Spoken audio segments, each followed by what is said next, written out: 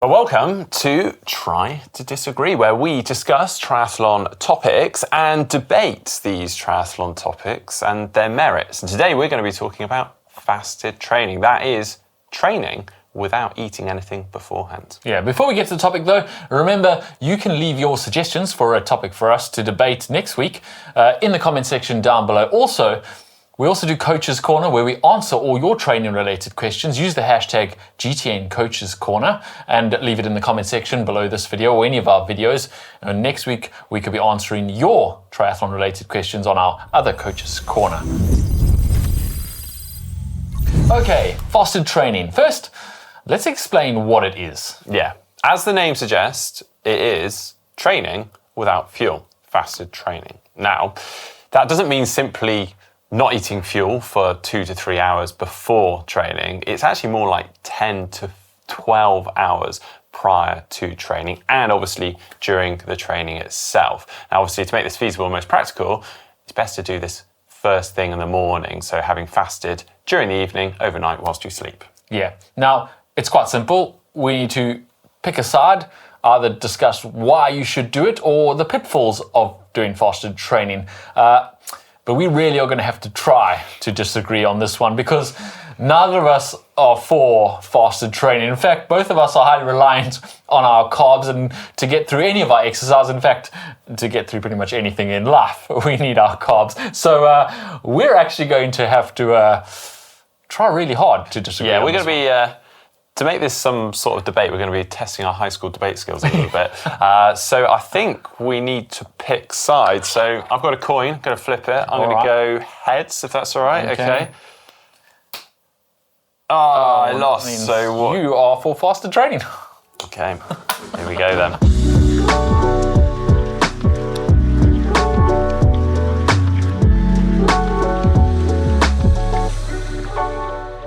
Okay, well, I think we should start by addressing the elephant in the room, or the big fat elephant, if you like, is that fasted training and the better fat adaptation and oxidation that comes with that will not change and improve body composition. It isn't a technique for weight loss. Yes, this is something we can definitely agree on. The fat you're burning, even if you're well fat adapted, is the fat as a fuel for working muscles. If you're looking to lose the gut or the butt or the thighs or any of that weight wherever you're holding it, the only way to do that is with a negative caloric balance. That is consuming less calories than you are burning, and being fat adapted won't help you with that at all. Okay, so if it is not for weight loss, what is your argument for fasted training? Well, my main argument then is that by using fasted training, it will make you better and more fat adapted, so you can use fat as fuel. So if you are going out training fasted, then you aren't able to tap into and use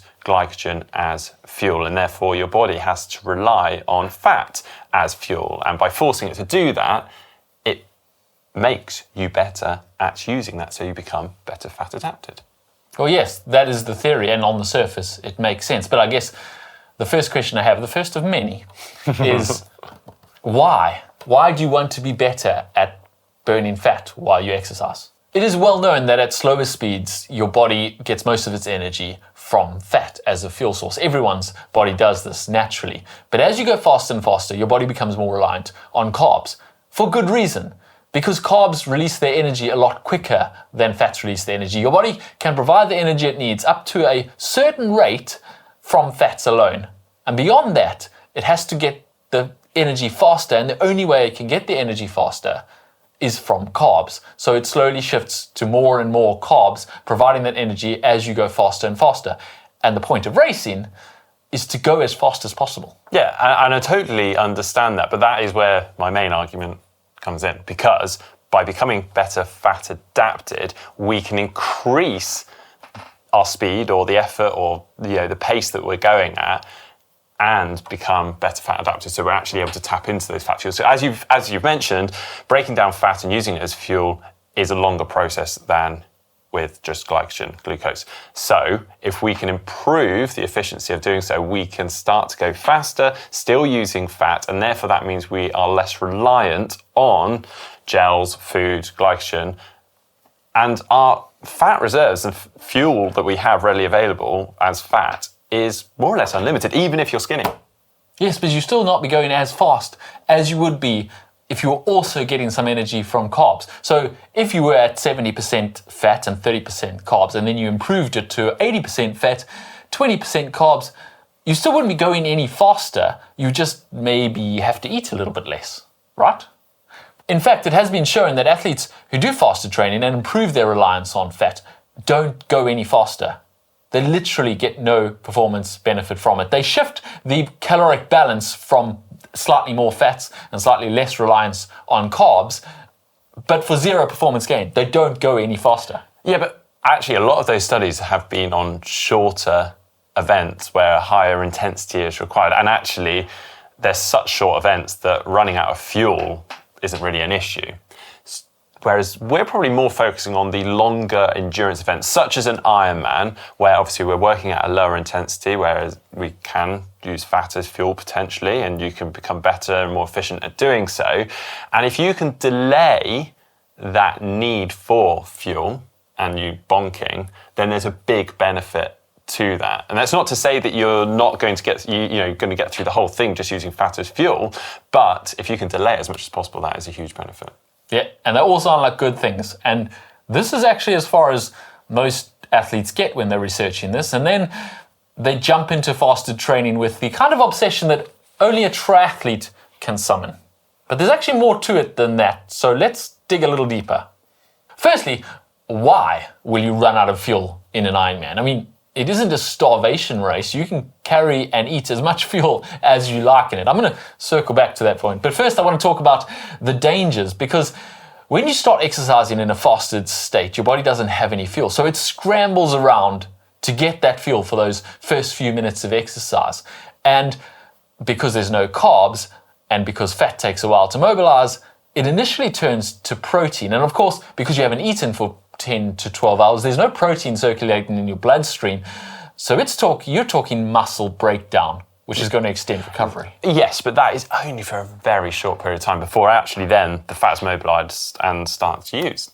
Yeah, but it's still, that short period of time is breaking down muscle, which is going to extend your recovery period afterwards. And also, a fasted state is not your body's natural state. Your body doesn't want to be in that state ever at all. So all that muscle and liver glycogen that you spent all night depleting so that you could train fasted is going to need to be replenished. Your body will naturally replenish it all as soon as you start eating again, which means, again, extended recovery time. You've got increased muscle breakdown and you've got an extended recovery time. And we're talking Ironman athletes. And the biggest challenge Ironman athletes have generally is fitting it all in. It's putting one session on top of the other session. It's the gap between sessions where you don't have enough recovery. No, I hear you, but I feel like that is part of the process of becoming a better athlete, and actually the benefits will outweigh that in the long run.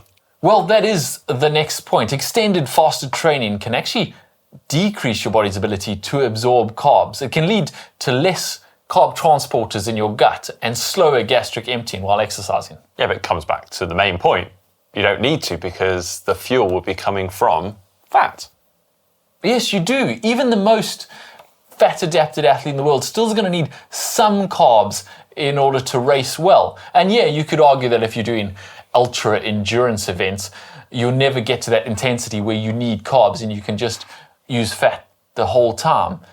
But you would argue that they would do better to improve their ability to take in carbs. It's not a starvation race. If you train your gut to the point where you can take in 120 grams of carbs an hour and absorb it because you've trained your gut, you don't need to be fat adapted. You're never going to run out of fuel. Well, I think we're kind of coming at this from opposite ends of the spectrum. It's not maybe how we should be looking at this. I mean, fat adapted or fasted training doesn't mean you have to go the full hog. You can actually use it intermittently or just subtly in your training. So actually, just doing occasional fasted sessions will hopefully help to make you fat adapted without damaging other areas, like how well you can use carbs as for fuel. So actually, in your training program, you can actually be quite smart about your inclusion, where perhaps you are going to have a good recovery time afterwards, and just use it again, just subtly in the training. Yes, if you are going to use it, and I'm dubious about the benefits of it, but if you do want to try it, it has to be in low intensity sessions, because if you try and do it in high intensity sessions, you literally just won't get to the same high intensity. As we've said, your fat can't provide the fuel fast enough for high intensity, so the highest intensity will actually be lower. So don't do it in your high intensity sessions. You have to do it in low intensity sessions. And as Mark said, you have to have additional recovery after that. So you can only do it where you have a gap afterwards where you can recover, like maybe day before a rest day or something like that, because that's a big factor. Yeah, all right. It's probably time to take our pretend boxing gloves off, isn't it? The truth is that fasted training has very limited benefits. And yeah, if you're looking to get skinny, leaner, it's not the one for that, really. No, as we've mentioned already, unless of course you have a negative caloric balance throughout the day. And actually what we often see as a result of that is that you end up binging as a result, because you've gone so far into the red and such a big deficit.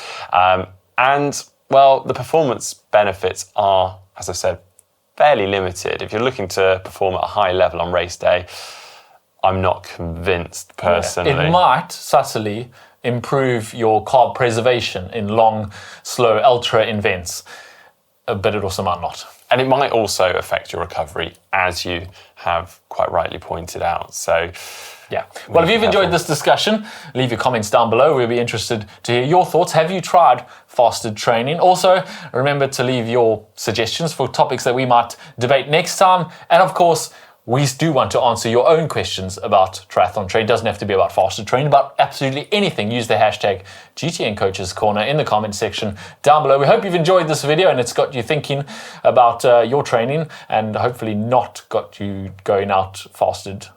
But maybe, if it's worked for you, let us know. Let us know. Be very interested to hear.